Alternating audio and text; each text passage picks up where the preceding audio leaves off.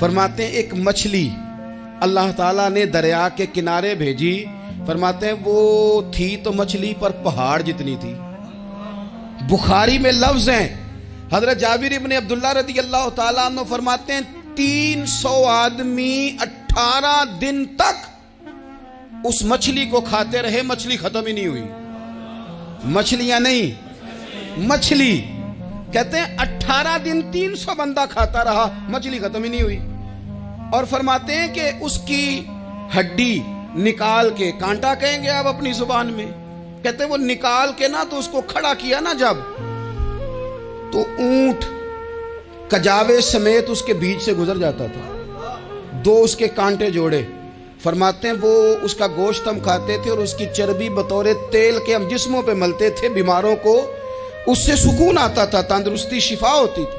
فرماتے ہیں ہم کھایا بھی ہم نے, اور کچھ لے کے ہم مدینے بھی گئے, اور قربان جائیں نبی پاک نے بھی اس میں سے کھایا.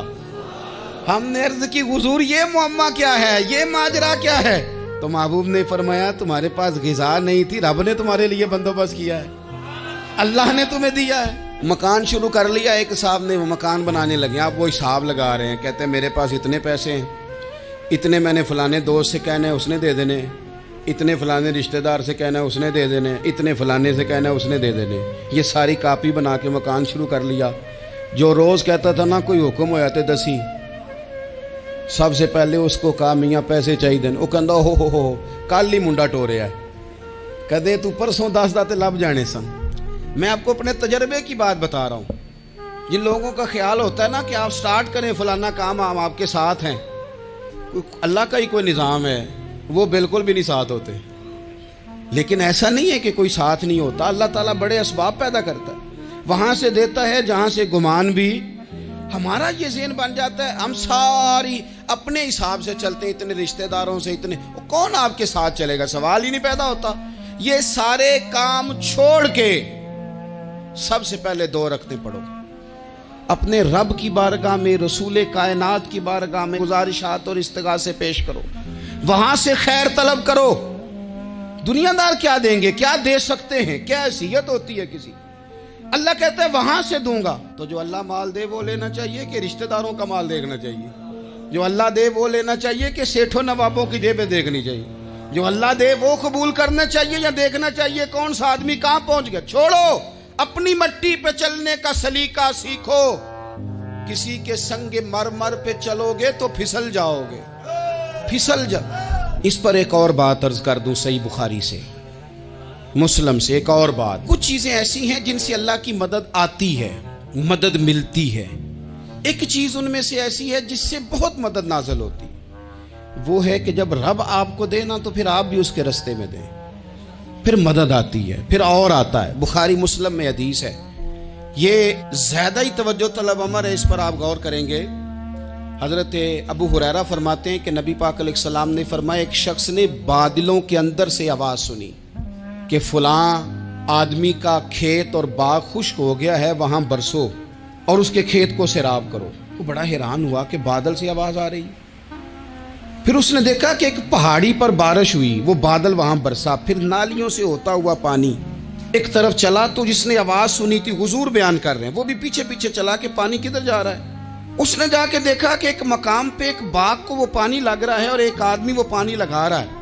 اس نے اس سے پوچھا تیرا نام کیا ہے؟ اس نے کہا کیوں؟ کہنے لگا بتا نا. اس نے نام بتایا تو کہنے لگا یہی تو وہ نام ہے جو میں نے بادلوں کے اندر سے سنا ہے کہ فلاں کے کھیت کو پانی دے دو.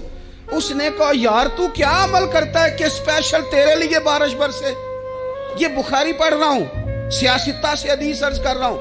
اس سے پوچھا تو کیا کام کرتا ہے کہ جناب اللہ تبارک و تعالیٰ کا حکم کرم آیا کہ خاص تیرے لیے پانی برسے اور تیرے کھیت کو سیراب کرے. تو اس نے کہا چھوٹا ذمہ دار ہوں, پر جب فصل اگتی ہے تو 3 حصے کرتا ہوں.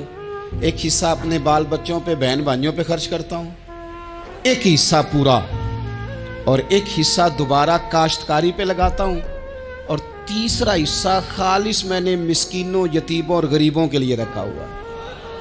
وہ جو تیسرا حصہ, اللہ کرے آپ سمجھے, وہ رب کے بندوں پہ تیسرا حصہ خرچ کرتا ہے نا, تو کریم مالک نے فرمایا جہاں سے غریب کا حصہ جاتا ہے وہ کھیت خشک نہیں رہنا چاہیے، وہ جہاں سے مسکین روٹی کھاتے ہیں وہ خشک نہ رہے، جہاں سے یتیموں کو کچھ آتا ہے کہیں اس کی فصل رہ نہ جائے۔ میں اور آپ بھی اگر اپنے مال میں مسکینوں، یتیموں، غریبوں کے حصے رکھ لیں گے تو فصلیں خشک نہیں رہیں گی، ان کے اندر تازگی آئے گی، نور آئے گا، کرم آئے گا، خاص کر خدا کی رحمت برسے گی۔